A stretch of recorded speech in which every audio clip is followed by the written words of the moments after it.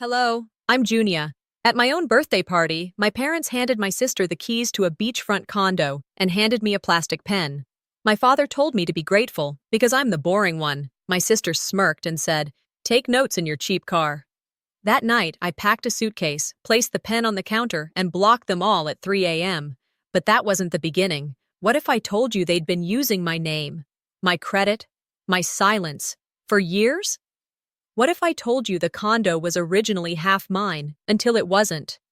And what if I said this isn't a story about revenge, but about erasure? Would you keep watching to see how far a family will go? To make one daughter disappear? The invitation said 6 p.m., but I sat in my car until 6:18. The breeze off the Gulf was warm, brushing against the windows of my 12-year-old Toyota like it was trying to coax me out gently. I stared at the entrance of the Sarasota Beach Club, its glass doors swallowing guests dressed in linen and pastel. Everyone I grew up with would be inside, smiling, toasting, calling Zinnia radiant, like they always did. I rubbed my fingers against the steering wheel. I'd gotten my nails done the day before, pale gray, understated. I hadn't done it for them. I did it because I hoped I might feel like someone worth celebrating. Today was my birthday. My 32nd. Not a milestone, not a big number, but still, mine. Eventually, I grabbed the modestly wrapped gifts I had bought for Mom and Dad, nothing fancy, just thoughtful, and walked in. Inside, the air smelled like lemon and champagne. The chandeliers glittered like a promise I knew better than to believe. The crowd shimmered too, sun-kissed, perfumed, loud with polite laughter.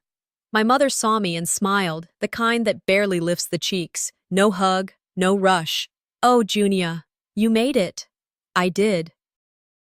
She gestured toward the back where Zinnia held court in a halo of compliments. My sister's dress, silk, probably hand-dyed, hugged her in that effortless way things do when they're custom-fitted. Her hair was blown out to that perfect Florida soft wave, and her lipstick, the kind that said, "Photos will be taken tonight." I moved through the room like a whisper no one noticed. Everyone seemed too busy telling Zinnia how proud they were of her, how her new lifestyle brand embodied modern grace, whatever that meant. One woman leaned in and said, "She's the kind of woman Sarasota needs." I stood near the dessert table, untouched. No one mentioned my name. No one asked what I was doing these days. Even the slideshow on the projector, a reel of family memories, was a highlight reel of Zinnia's achievements, her prom, her college graduation, her press trip to Milan. I appeared once, in the background, holding her coat. Dinner was announced at 7:15, assigned seating. Of course. Zinnia was at the center table with Mom, Dad, and two local councilwomen. I was 2 tables back, next to Uncle Frank, who mostly talked about golf, and a woman who confused me for one of the servers. I said nothing. I never said much. That was always my place. Background, buffer, balance. I was the one who got good grades without reminders, the one who kept quiet when Zinnia had tantrums, the one who always understood. So when Dad clinked his glass and stood at the mic, I didn't expect a speech about me. Still, a part of me hoped that maybe he'd acknowledge us both. Just once. "Tonight is special," he began, beaming toward Zinnia. "Our family has always believed in investing in those who shine." People applauded. "She's beautiful, yes, but more than that, Zinnia is vision. She's bold, brave, a brand." He waved toward the entrance. "And for her next step, we've gifted her a little something to reflect her future, her own oceanfront condo." The room erupted. Zinnia gasped like she didn't know, covering her mouth. People stood, some clapped, someone actually teared up. I stared at my plate. Then, after the excitement dimmed, my father added, almost as an afterthought, "Of course, we couldn't forget our steady girl. Junia, sweetheart, come up." I blinked. People turned. I walked up, heart in my throat. He handed me a tiny box, gift-wrapped, yes, but haphazardly. The ribbon was off-center. I opened it slowly. Inside was a plastic pen, purple, glittery, still with the CVS price tag, $2.49. On the side, in cheap engraving, "To our dependable Junie." Laughter was stifled. Some clapped out of politeness. I nodded, managing a small smile. My face hot, throat locked. I started to step down. But then my father leaned toward the mic again. Be grateful, Junior. You're the boring one. Always have been. He chuckled. The room froze. Zinnia laughed, light, dismissive. And I stood still. 32 years of polite silence. 32 years of being the family's fallback, the afterthought, the safe choice. That sentence confirmed what I always feared. They didn't just overlook me. They needed me to stay small so Zinnia could shine. I nodded once, turned, and walked off the stage. No one followed me. I passed Zinnia's table. She leaned toward me, her breath minty and smug. Take notes in your cheap car, she whispered. I didn't stop. I left the banquet hall. Outside, the sun was gone, and the air had cooled. I sat in my car, the pen still in my hand, fingers curled around it like it might break. The ride home was quiet. No radio, no tears, just a ringing in my ears that I couldn't shake. Back in my apartment, I didn't even take off my shoes. I dropped the gift bags for my parents by the door, untouched, poured a glass of water, sat on the couch. The room felt too small, or maybe I had finally grown out of it. I picked up the pen again. Glitter flaked off on my fingers, and I said out loud to no one, I was never invited, I was allowed. I didn't sleep much after that night. The apartment was too quiet, and the words I hadn't said were too loud. I left the pen on the counter like a piece of evidence from a crime that wouldn't get investigated. Every time I passed it, something in me clenched. I didn't throw it away, but I didn't touch it either. On the morning of the third day, I made myself get dressed for work. I had already called in sick twice, not because I was actually ill, but because facing people felt like an impossible task. But a stack of unfinished site reports and an upcoming review meeting pulled me out of my stupor. I walked into the office building just after 8 a.m. coffee in hand, wearing a plain blouse and slacks that didn't ask for attention.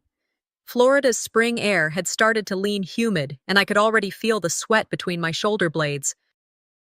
Inside, the office buzzed with quiet chatter, fluorescent lights humming above like they always did. Predictable, familiar. A setting I could hide in. Hey, Junior, my coworker Travis said as I passed his cubicle. Happy belated! I forced a smile. Thanks. How was the big birthday bash? He asked, genuinely curious. I paused a second too long. It was fine. Zinnia's condo announcement kind of stole the show. We were all surprised. He laughed. Man, your family does things big. My folks gave me a car wash voucher last year. I chuckled politely and ducked into my workspace before he could keep going. Once seated, I booted up my monitor, took a sip of my now too hot coffee, and reached for a pen in the drawer. That's when I saw it. The pen. I'd shoved it there absent-mindedly the night I got home from the party. I had meant to throw it out, or burn it, or return it with a note. Here's what I'm worth. But instead, I left it in the drawer like a paperweight of shame. I didn't pick it up. I just closed the drawer again. Around noon, I received a package delivered directly to my desk. Brown box, no return address, just my name in my father's handwriting. I already knew what it was. Inside, 200 business cards he'd promised to have printed for my upcoming engineering conference. He said he'd take care of it when we spoke 2 weeks ago, insisting it'd be easier for him since he knew a guy who ran a print shop. I pulled out one of the cards. My name was spelled right. That was the only thing they got right. Beneath it, assistant planner. My jaw tightened. I was senior site engineer for the city of Sarasota. I'd held that title for over 3 years. I managed million-dollar infrastructure projects and supervised teams that included civil engineers and architects. But on that card, on something he approved and paid for, I was an assistant. I texted him, "Dad, these cards are wrong." "I'm not an assistant," he replied within a minute. Didn't want to overstate things. Assistant sounds more approachable. Approachable? I stared at that message so long I missed 2 calendar notifications. Later, when I held the card up under the fluorescent lights, I remembered something from my 20s. At a family dinner, just after I landed my first job with the city, Dad had introduced me to one of his colleagues by saying, "This is Junia, our practical daughter, steady as a rock." Zinnia, of course, was our bright light, our entrepreneur, our risk taker. I was steady like wallpaper. That afternoon, I skipped lunch and instead walked to the small park a block from the office. I needed air, space, a place to unravel without unraveling. I sat on a bench and let my mind drift back through time, through little cuts that hadn't bled then, but were bleeding now. High school graduation. Zinnia got roses, balloons, and a dinner at the nicest restaurant in town. I got a ride home and a speech that began with, "We always knew you'd do fine." College acceptance. Zinnia had a photo shoot on the front lawn. I had to explain to Grandma why my school wasn't a fashion name. My first raise.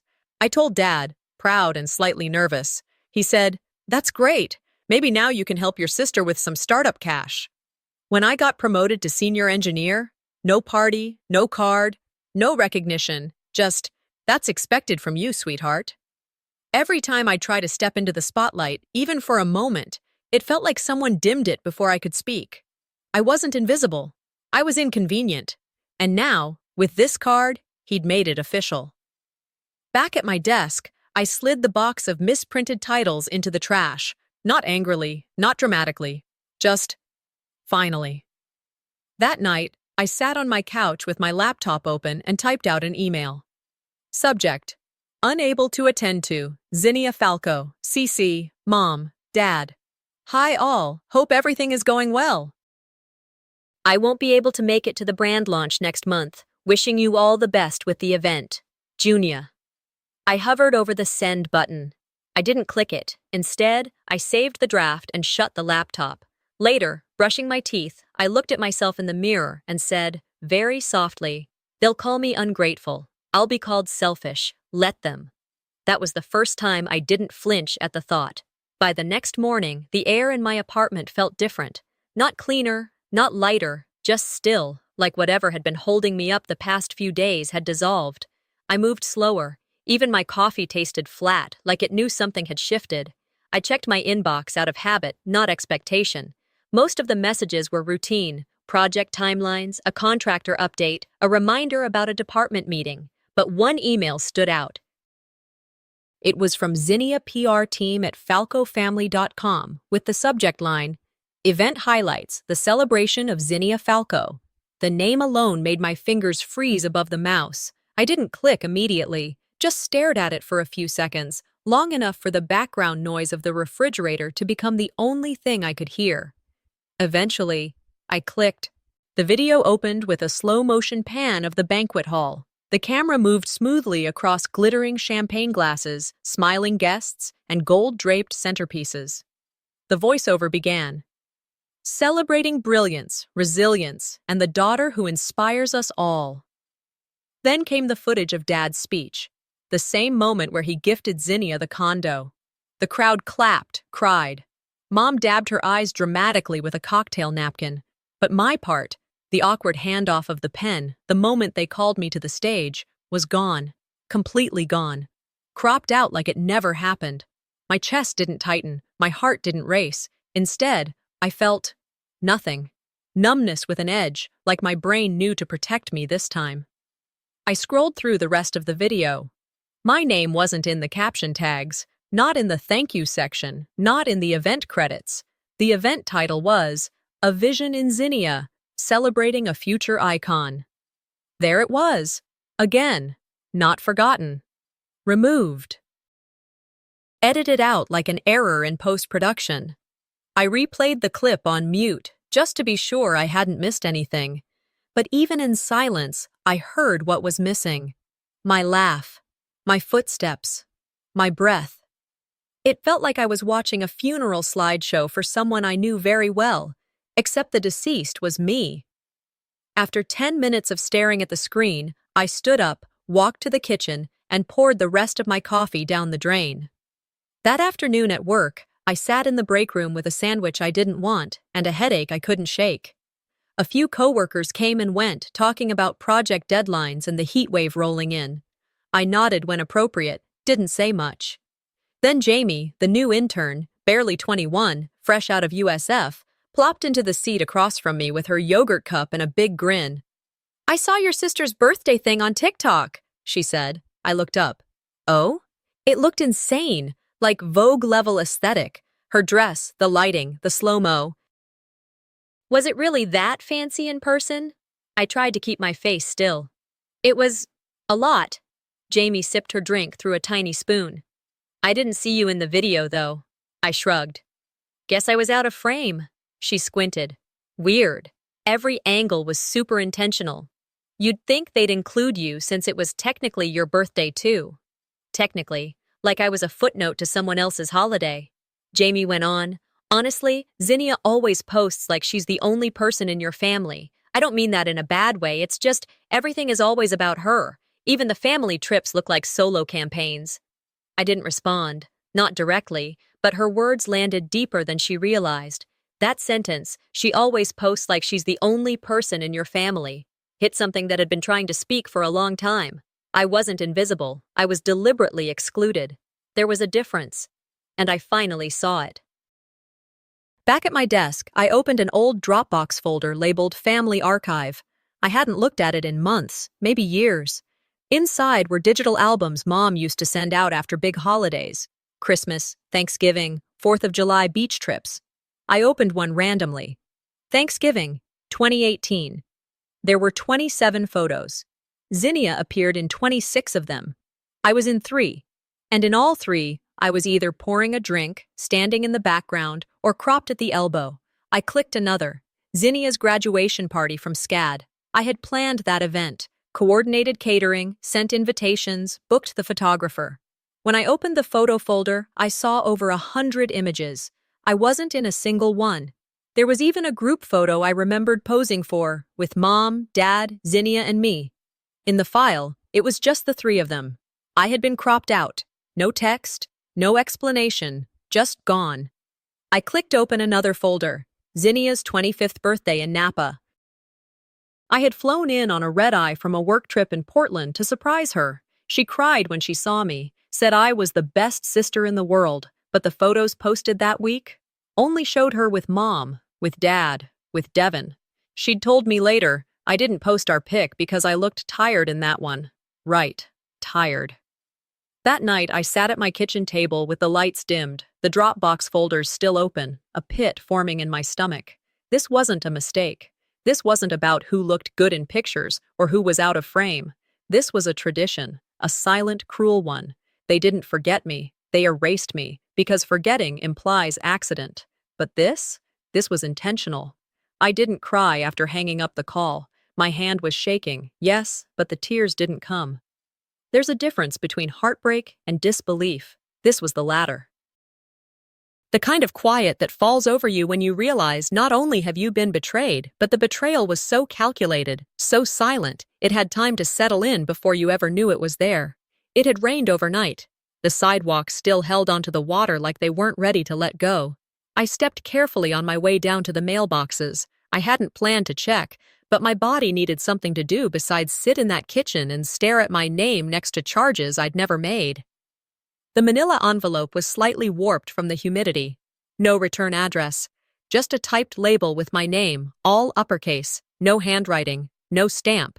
It had likely been dropped off by courier, someone efficient and disinterested. The kind of person my father would hire for anything administrative. I opened it slowly, standing right there next to the row of mailboxes, keys still dangling in my other hand. The first page had my full name at the top. My heart skipped a beat before I read further. It was a copy of a property document, the condo, the one they gave Zinnia at the party, the one she squealed about in a dress that probably cost more than my monthly rent. Line 2 hit harder. Original ownership, Zinnia Falco and Junia Strang. Me. I was listed on the original paperwork. I flipped to the next document, a transfer of ownership dated 3 months later. My name gone. Zinnia's remained. There was no signature from me, just Dad's, and Zinnia's. I didn't drive home right away. I walked. No direction in mind, just needed the movement, the sound of my shoes hitting pavement, the distraction of honking horns and early construction noise. When I found myself near the public library, I took it as a sign. Inside, it smelled like paper and disinfectant. Familiar. Stable. Nothing there lied to you. I asked the clerk how to access local deed records and spent the next 2 hours tracing every paper trail that Condo had ever created. Everything matched the envelope. I hadn't imagined it. I wasn't mistaken. I wasn't overreacting. I was erased. Legally. Silently. Without a conversation. Without an email. Without even a lie to soften the edges. I sat at the corner computer until my parking meter back at the apartment had surely expired, whispering to myself the only words that came. They used me and erased me. Legally. The screen blurred as I stared at it. Not from tears. Those still hadn't come. But from the magnitude of it. The gall. The precision. Back at home, I didn't take off my shoes. I paced, opened a beer from the back of the fridge, and stared at the kitchen counter where that stupid pen still sat. It mocked me now. Not just a cheap gift. A message. This is all you get, and you're lucky to get it. I couldn't carry it alone anymore. I needed to hear someone else say it out loud. I called Aunt Tessa. She answered on the second ring, her voice scratchy with age and honesty. Junia?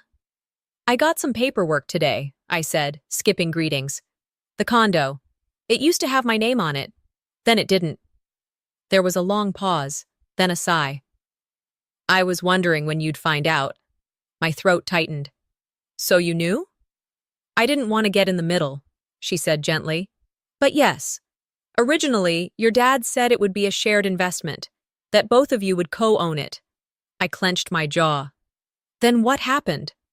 Your mom said Zinnia needed something stable, especially with her brand trying to take off. Your dad agreed. They figured you wouldn't mind. I wouldn't mind losing half of a beachfront condo? His words were, Junia always figures things out. She doesn't need us the way Zinnia does. I closed my eyes. The words weren't surprising, but they hurt more because they were so familiar. That's what they think of me, I said quietly. That I don't need anything. Not even fairness. Tessa didn't respond right away. Then, softly, I'm sorry, honey. We hung up soon after. Not because I wanted to, but because I didn't know what else to say without screaming. And screaming wouldn't help. The next day, I went through my tax records. I'd never paid much attention beyond what I owed or got back, but now I looked closer, dug deeper, started tracing every deduction, every document filed in my name over the past 5 years. And there it was, a 1098E form, student loan interest paid. But I didn't have any loans. I'd paid off my undergrad through scholarships and part-time jobs. There was no graduate school, no refinancing. I pulled up the lender's name and called. After 10 minutes of waiting, a woman named Carla picked up. Hi, I'm trying to verify some account activity tied to my social security number, I said. She took me through security questions. I answered every one. Then she said, yes, we have a record of a loan under your name, opened 6 years ago, closed last year, fully paid. Do you have the application on file? We do, but access would require a formal records request. Can you tell me who the payments were made by? Mostly from an account under the name Zinnia Falco. I leaned back in my chair, the air sucked out of the room. There was more. That night, I logged into my online banking. I remembered once, years ago, when Dad had helped me set up a new checking account because my credit union wasn't convenient enough. I hadn't thought much about it since, but I found it, an account in my name, still active, and tied to it, a joint access account labeled JF/Family General. The transactions read like a luxury catalog, designer purchases in Soho, boutique hotel stays, payments to online PR firms, all linked to Zinnia's name in the billing references. I called the bank. Hi, I need to verify some activity on a joint account that I just discovered I'm connected to, I told the woman on the other end. She pulled it up. Yes, we show you listed as a secondary account holder with full co-liability. I never opened this, I said. There was an authorization form signed, dated March 2018. I knew immediately. That was the same month Dad had dropped off a tax form for me to sign, saying it was related to FAFSA records. They had used me, again, and again, and again. This time, not just emotionally, not symbolically, but with numbers, with ink, with legal signatures and routing numbers, and SSNs and filings and paperwork that didn't just humiliate me, It implicated me. I thanked the woman, hung up. Then I sat in the dark for a long time, the only light coming from the computer screen that now felt like a spotlight aimed at every corner of my past I hadn't questioned hard enough. They didn't just ignore me, they exploited me, and they expected me to stay quiet because that's what I'd always done. But the thing about silence is, it gives you time to think. And I was thinking now. I didn't send the email, not yet, but the words stayed open on my screen like a loaded weapon, ready but untouched. I left it there while I cooked dinner, while I folded laundry, while I stared at the ceiling fan from the couch. That night, I couldn't sleep. Not because I was restless, but because silence had turned into static, the kind that buzzes just below the surface of your skin.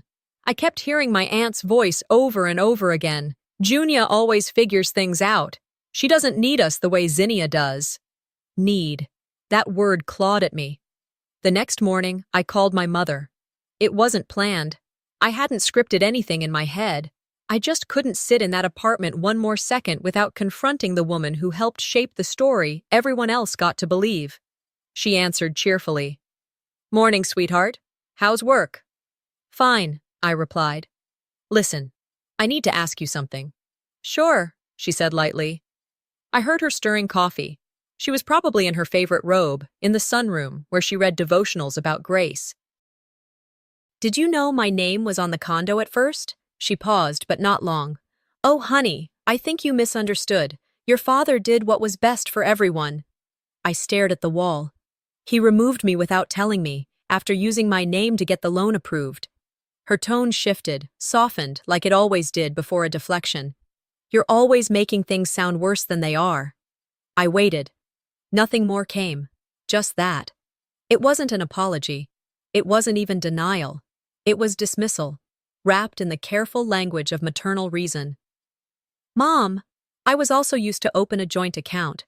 There are charges under Zinnia's name tied to me." "I'm sure it's just a mix-up," she replied quickly. Too quickly. "You girls share so much. Maybe she thought it was fine." "Without asking?" Her voice hardened just a touch. "Zinnia's under a lot of pressure, and you've always been more level-headed. You don't get caught up in things." There it was again. "You're the one who doesn't complain, so be quiet and carry it." I thanked her, hung up, and sat in silence.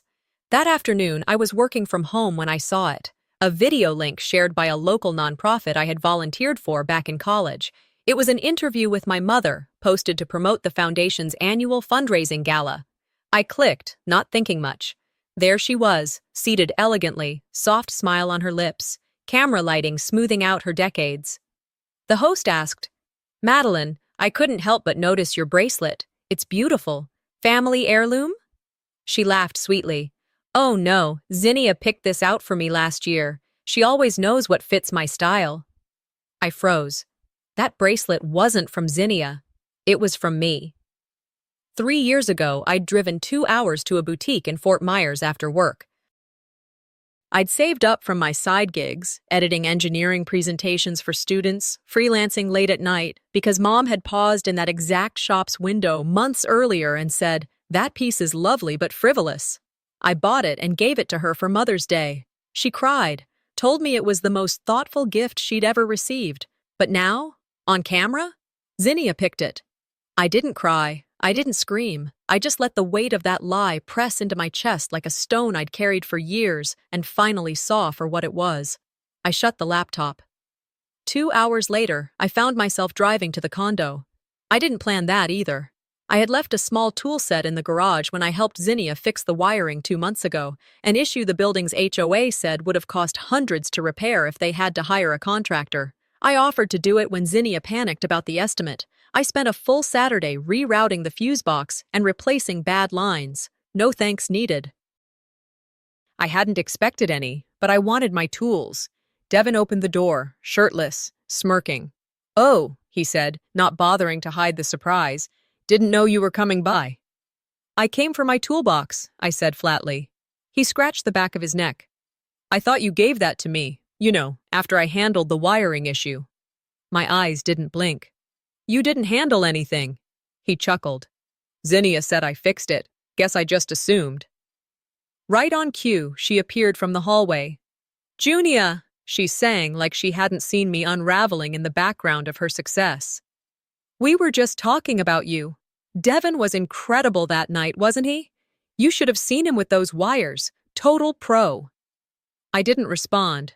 I didn't correct her. I just walked past both of them, found my toolbox in the corner of the garage, and left. They didn't follow.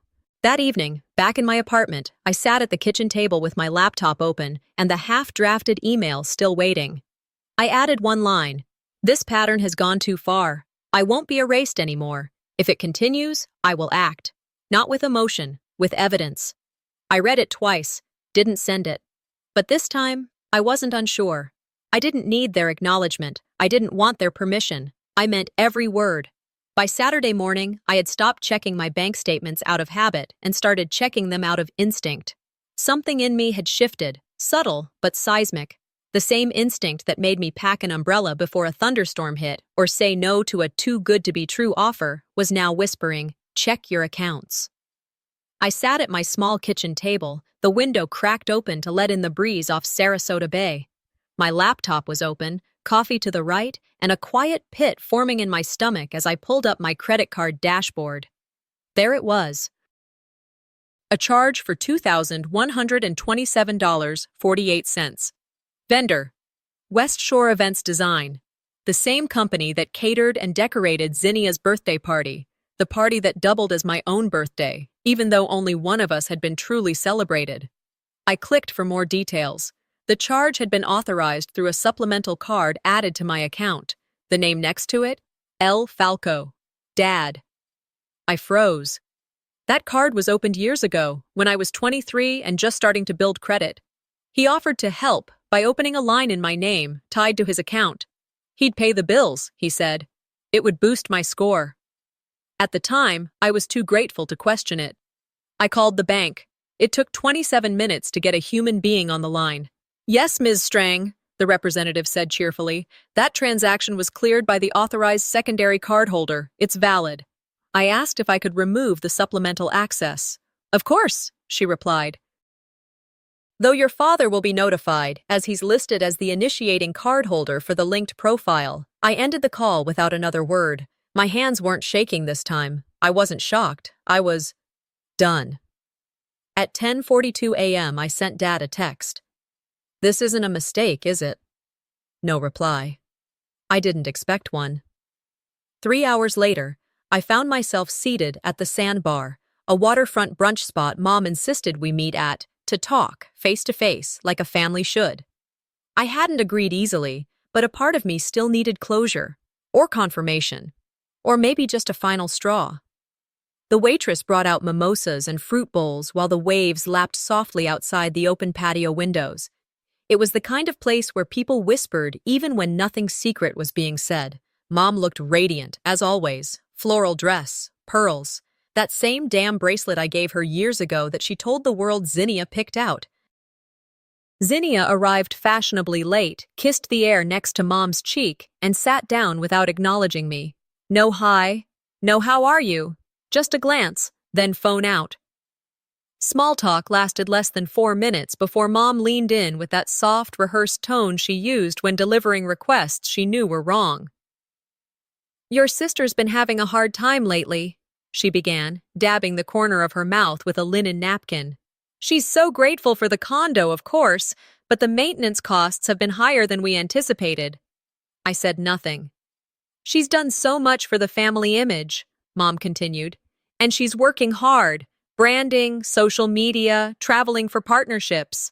I sipped my water. If you could just share a little from your birthday money, Mom said gently, it would mean a lot to her, to us. I blinked once, twice, then locked eyes with her. You want me to give my birthday money, what little I got, to the person who already got a beachfront condo and charged the whole party to my card? Mom flinched slightly, but kept her voice even.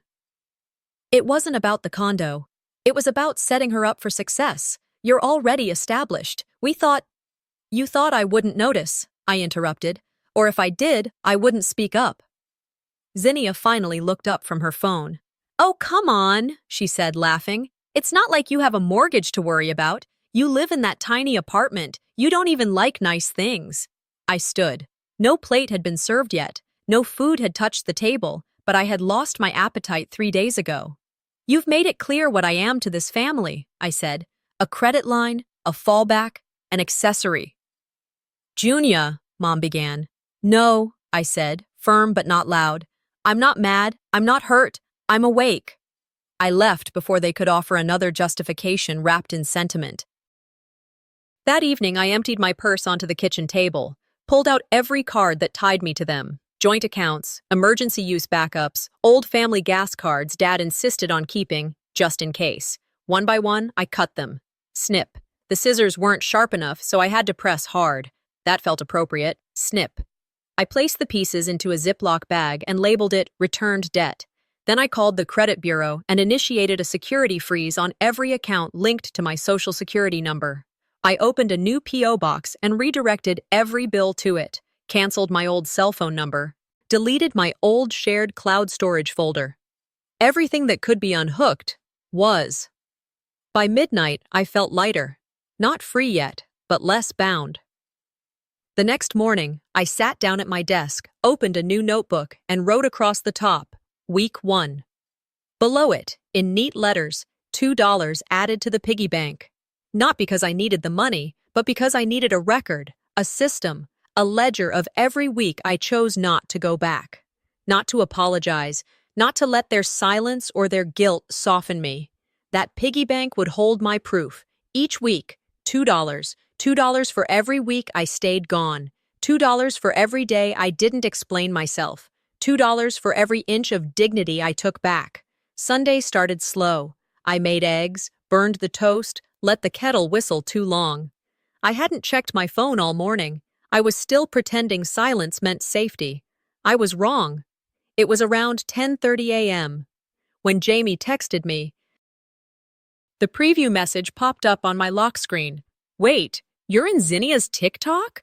My stomach dropped. I hadn't opened that app in weeks, not since Zinnia started using it as her personal PR stage. She posted every brunch, every designer bag, every inspirational quote, like it was gospel written in pink calligraphy. I opened the link Jamie sent, and there it was, a glossy video, perfectly color-graded. My father's speech played over cinematic clips of Zinnia walking through the birthday venue in slow motion, laughing, hugging guests, receiving the condo keys like a queen accepting her crown. The captions flashed one after another. Every empire starts somewhere. #luxury vs reality. #sister support. And then, halfway through the reel, me. A wide shot of the parking lot. I was walking alone toward my car, my old, scratched-up Toyota.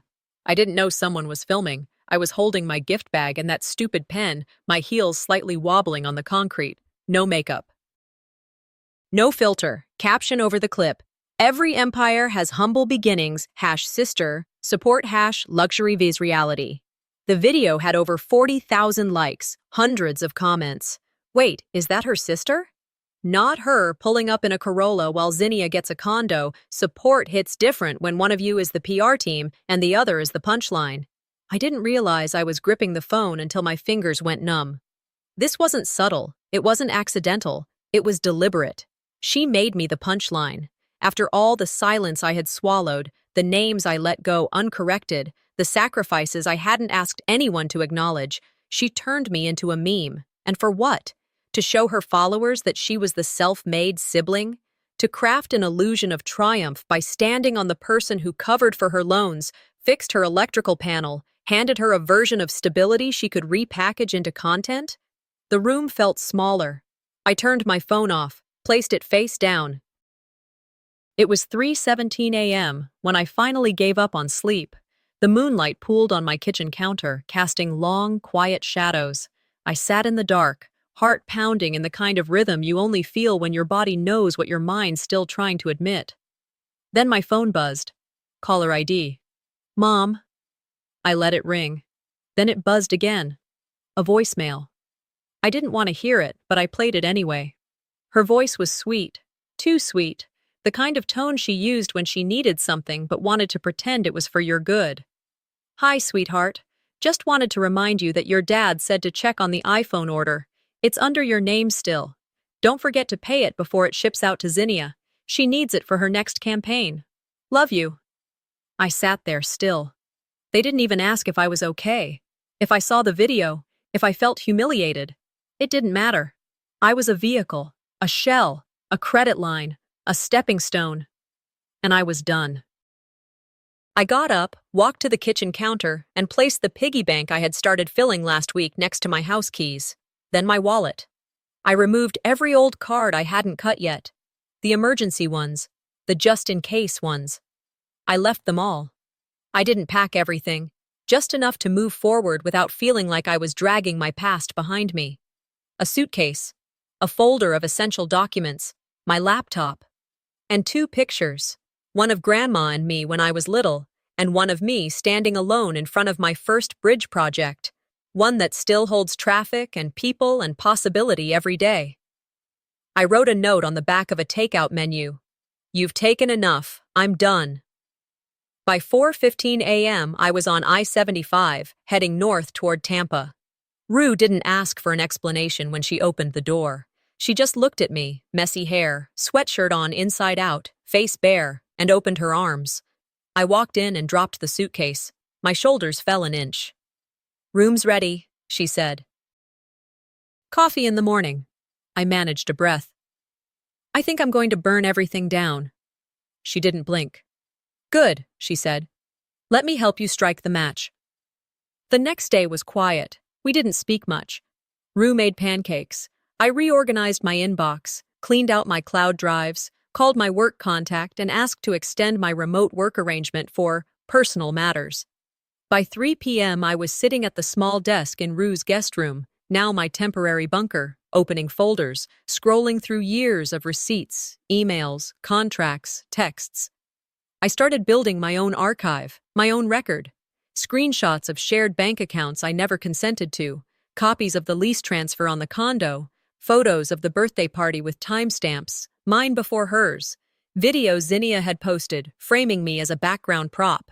I wasn't angry anymore. I was focused. I called the number Rue had given me 2 weeks earlier, a contact of hers, divorce lawyer turned civil protection specialist. When he picked up, I introduced myself. I'm not looking to sue, I said. I'm looking to protect myself. And what's mine? He asked me a few questions. I answered all of them clearly, calmly. But as I hung up, I realized something. I wasn't just protecting anymore. I was preparing. No, but it felt done. That was all I said as I climbed into Rue's car, closed the door, and let the chaos I'd just ignited stay sealed inside the ballroom behind me. She didn't ask what I meant. She just started the engine, and we pulled away from the curb with the kind of silence that wasn't heavy, just full. I stared ahead, the city lights of downtown Tampa reflecting off the windshield, the envelope no longer in my hand. 2 weeks earlier, I'd gotten the digital invitation. It hadn't come from Zinnia or my parents. Of course not. It was forwarded by a mutual acquaintance, someone I hadn't spoken to since college. The subject line read, "Hope to see you at Zinnia 360, a brand launch celebration." And there it was, Zinnia's latest endeavor. A full-scale lifestyle brand marketed as empowerment meets elegance.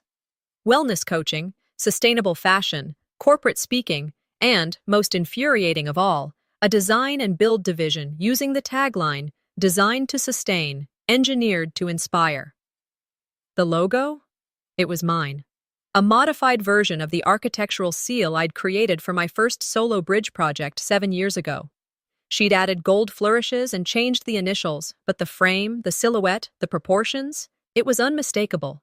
I showed it to Rue over lunch the next day. She winced the moment she saw it. "Tell me you're not letting this slide." I didn't answer. "Junia," she warned, putting down her fork. "She's not just using your work, she's profiting from it." I exhaled slowly. "I'm not going for her. I'm going for me."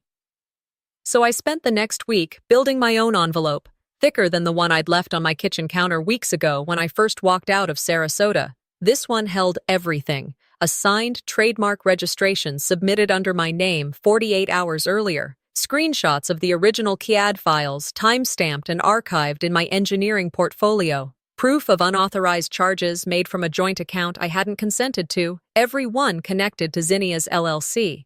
And at the top, a cease and desist letter printed on firm, cream-colored stock, addressed to both Zinnia Falco and Falco Ventures, LLC.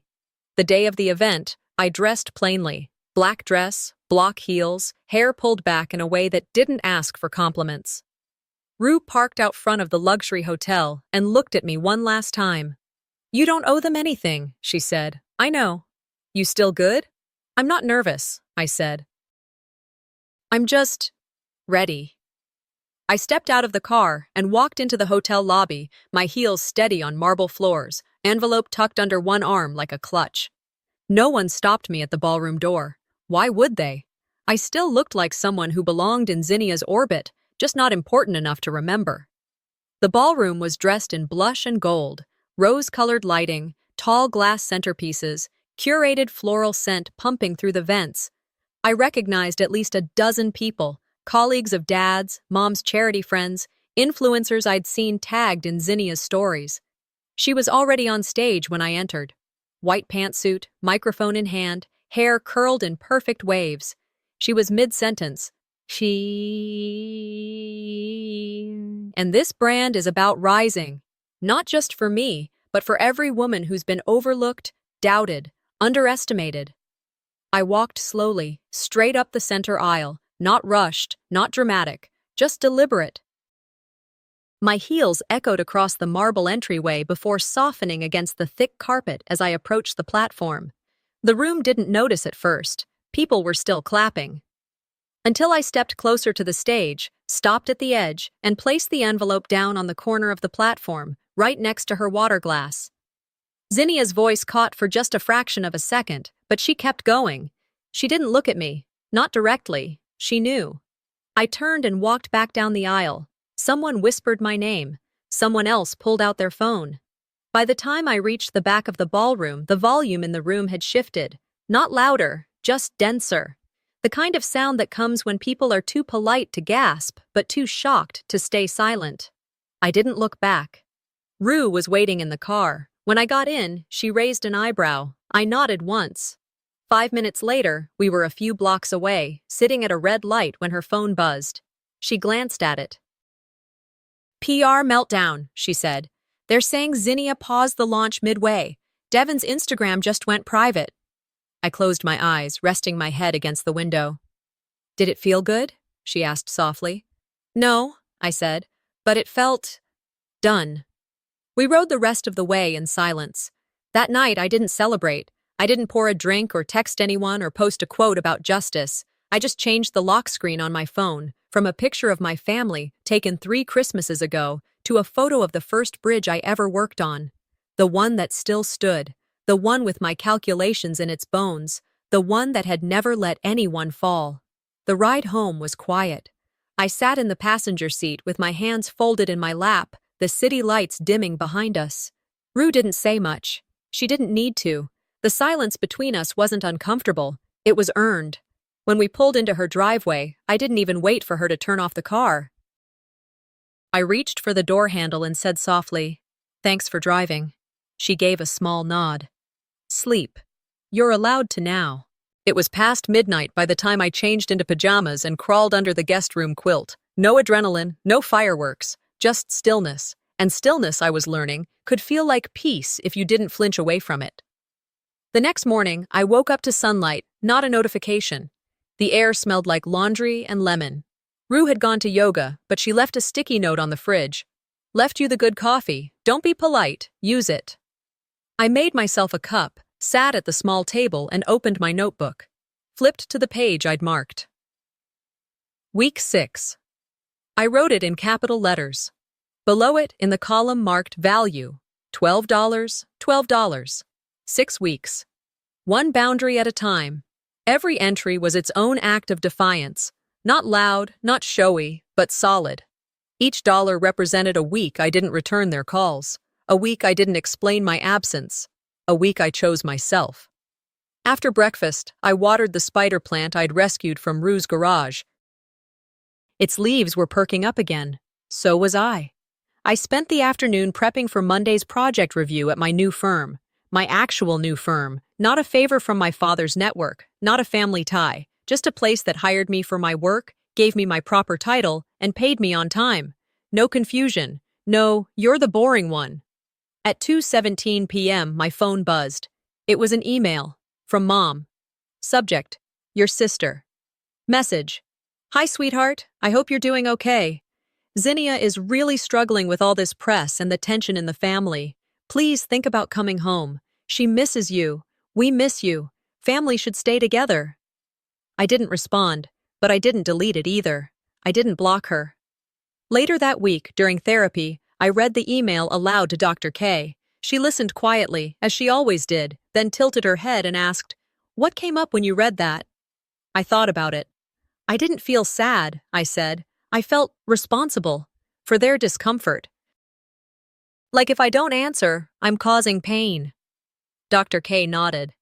That's not unusual for someone who's been assigned the role of emotional regulator in a family. But let me remind you, their pain doesn't equal your wrongdoing. I exhaled slowly. I don't hate them, but I'm not ready to forgive either. That's okay, she said. Forgiveness isn't permission to hurt you again, and you're not on their timeline. The next day, something small but powerful happened.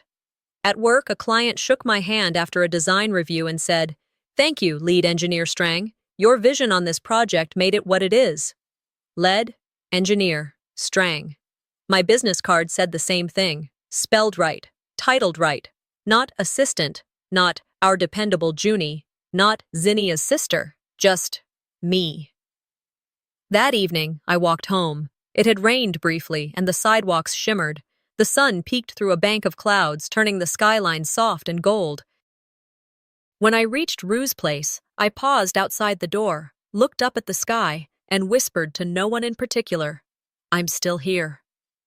That night, I cleared space in the corner of the guest room and unpacked my small pottery wheel. It was a gift to myself, used, a little chipped on the side, but mine.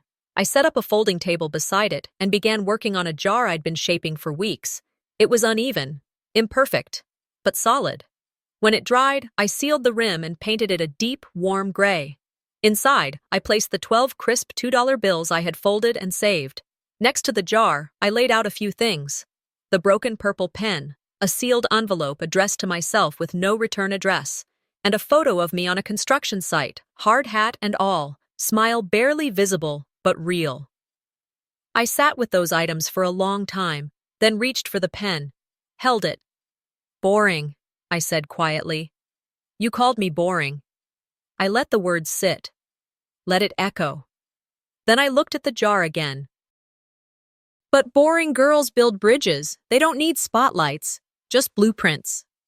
I placed the pen inside the jar, closed the lid, sealed it, put the jar on the highest shelf in the room. Somewhere it couldn't be touched, but could always be seen. The story wasn't over. The wounds weren't fully healed, but the silence was no longer heavy. It was mine, and so was the space it left behind.